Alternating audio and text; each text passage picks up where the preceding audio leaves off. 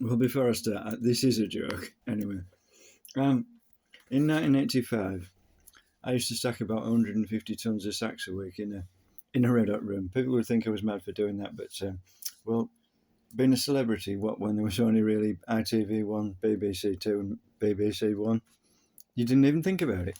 It just wasn't an opportunity. You couldn't do it. I wouldn't want to do it anyway. I'd rather stack sacks in a room like that than be famous. We might not. You might think I'm mad, but I would, because it would wreck my mind in no time. But you can't tell some people because they can do it. They think I can, and no, no, no, it doesn't work like that. We're not all the same. And yeah, I mean, what was I going to say? I've forgotten. Oh yeah, yeah. I donated heavily. Well, I was going to donate heavily to Band Aid and to help people in Ethiopia because and the reason was my friend had just been killed in a car crash just a few days before they came around with the collection. And I put my hand in my pocket and put all my spare change in. I put my hand in again because I thought, no, that wasn't much. And the lady who was collecting said, no, no, that'll do, love. That's enough. And I thought, but these people, they need help with their diet. Yeah, yeah. Because, I mean, I was working really hard and I was very thin. And I thought, yeah, they definitely need to be on a diet, that lot. They're well overweight. My arms, I can't say, yeah.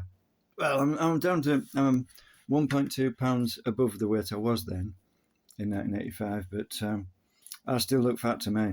Yeah, yeah. People say, every time somebody sees me, say, you look thin, as if it's not me. They're not sure whether it's me because I look so thin, but yeah, I'm nearly down to the size of a dairy worker. I mean, yeah, I was out in the car the other day. No, no, not driving it. Bashing a huge plastic ring with a big hammer and a cold chisel in the heat, and I wasn't even sweating. Some people look a bit perturbed because they were sweating by doing that, but no, they wouldn't last 5 minutes in the dairy, and I couldn't do the dryer. That was it was this sort of cylinder about 3 stories high. They tried me one day. They opened the door straight after they'd shut the plant down. Well, the milk powder was still floating down at the bottom of the dryer. They sprayed atomized milk in the top of the dryer, and when it got to the bottom, it had dried into powder. That's how hot it was. Yeah, I mean, pretty hot. And I went in with this sweeping brush with a 12-foot extension on so that you could reach the far side. I held it out at arm's length, and I was really struggling.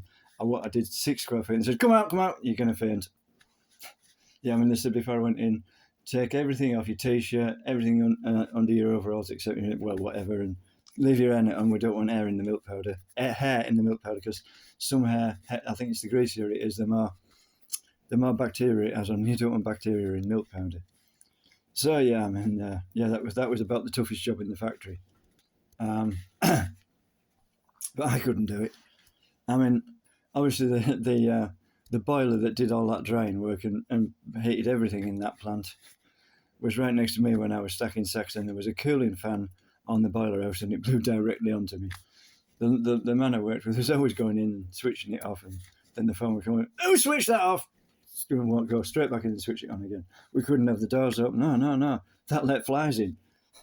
Well, there was an ordinary sized door open, but there were some big doors. We couldn't have them open.